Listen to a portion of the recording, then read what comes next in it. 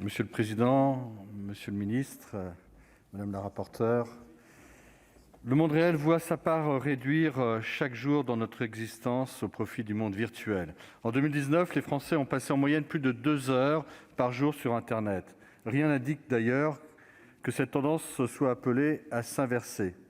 Le développement du télétravail et la distanciation sociale vont probablement contribuer à battre des records en la matière. Nous connaissons les avantages du numérique. Nous appréhendons moins ses dangers.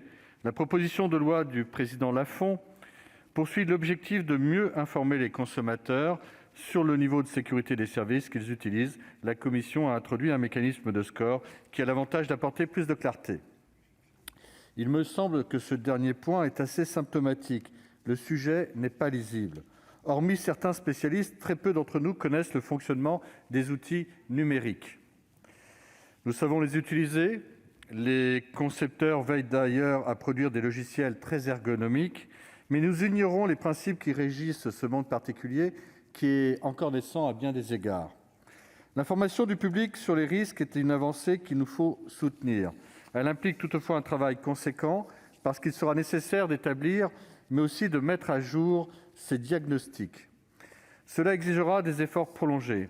Pour améliorer l'information des consommateurs, nous devrons également développer l'enseignement du numérique à l'école et également hors de l'école. Je veux saluer ici le travail de l'ANSSI.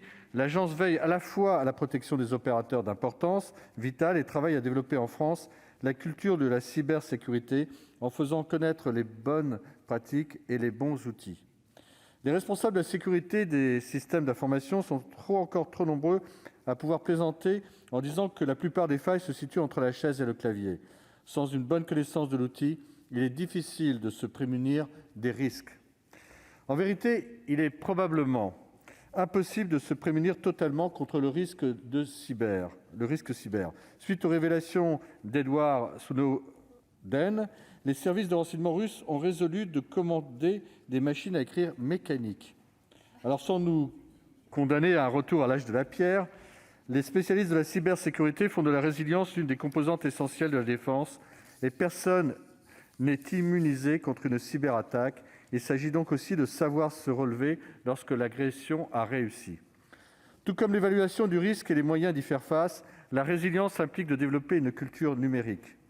L'usager doit être averti des pièges à éviter et conscient des failles. Cela n'est possible qu'avec une bonne connaissance du milieu.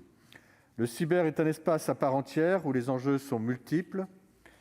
Souveraineté, extraterritorialité, sécurité des personnes dans la gestion de leurs données et bien sûr la protection de leur vie privée.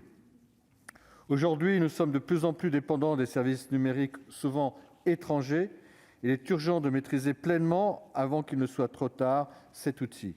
Le groupe Les Indépendants considère que les mesures qui sont proposées par cette proposition de loi sont une avancée certaine pour nos concitoyens, mais pour autant, elles devront être plus largement complétées pour parvenir à un usage plus sûr des services numériques. Merci, mes chers collègues, de votre attention.